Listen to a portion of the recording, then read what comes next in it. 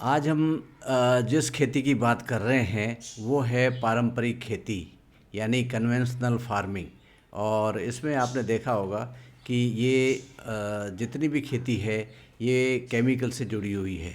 नमस्कार दोस्तों, मेरा नाम तेजाराम चौधरी है और मैं कन्वेंशनल फार्मिंग के बारे में आज बात करते हैं। जैसे कि हमने ये श्रृंखला शुरू की है, इसमें हम पहले तो सबसे पहले ये ले रहे हैं कि दुनिया में कितनी विधियाँ हैं जो काम कर रही है।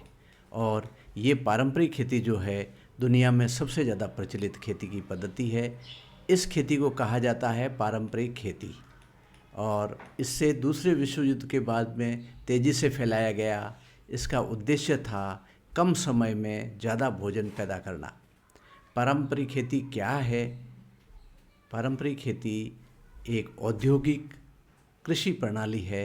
इसमें मशीनों, रसायनों और आधुनिक तकनीकों का भरपूर उपयोग किया गया।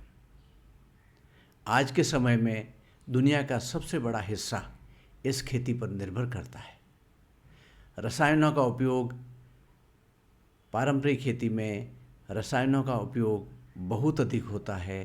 पौधों की बढ़वार के लिए एनपीके यानी कि नाइट्रोजन, फास्फोरस और पोटेशियम वाले उर्वरक डाले जाते हैं।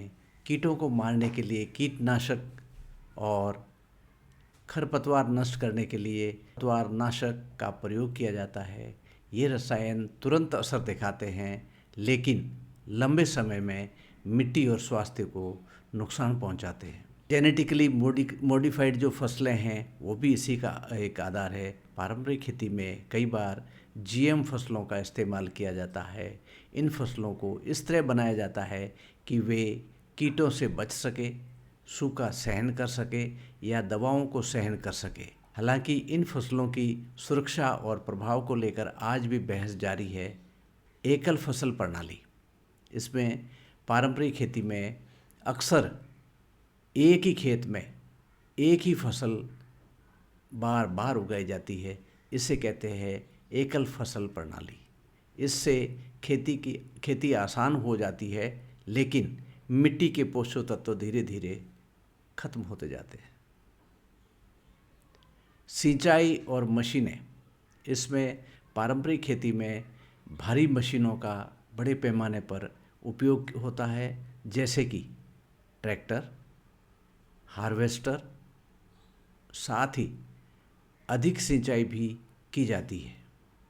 इससे काम तेज होता है परंतु मिट्टी दब जाती है और कटाव बढ़ता रहता है।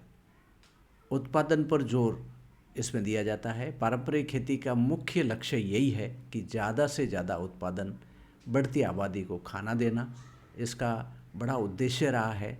लेकिन इसके कारण मिट्टी का स्वास्थ्य, जैव विविधता और भविष्य की स्थिरता अक्सर नज़रअंदाज हो जाती है और खतरे में पड़ जाती है। हानियाँ, रसायनों से मिट्टी कमज़ोर होती है, पानी दूषित होता है, जैविक विविधता घटती है, खाद्य पदार्थों में रासायनिक अवशेष स्वास्थ्य के लिए खतरा बन सकते हैं और बन रहे हैं। और मशीनों और रसायनों के कारण ईंधन पर निर्भरता बढ़ती जाती है और उनका ज़्यादा से ज़्यादा उपयोग किया जाता है। निष्कर्ष यह है कि पारंपरिक खेती ने दुनिया को भूख से बचाने में महत्वपूर्ण भूमिका निभाई है, लेकिन लंबे समय में यह खेती मिट्टी और पर्यावरण के लिए चुनौती बन गई है।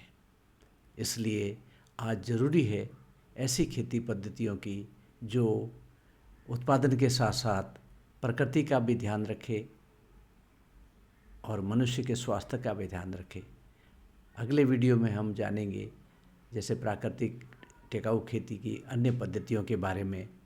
अगर आपको ये जानकारी उपयोगी लगी हो तो इस जानकारी से, इस प्रोसेस से, इस व्याख्यान से जुड़े रहिए। ये सरल, सस्ती और प्राकृतिक बनाने का रास्ता दिखाती है। धन्यवाद। जय किसान, जय भारत।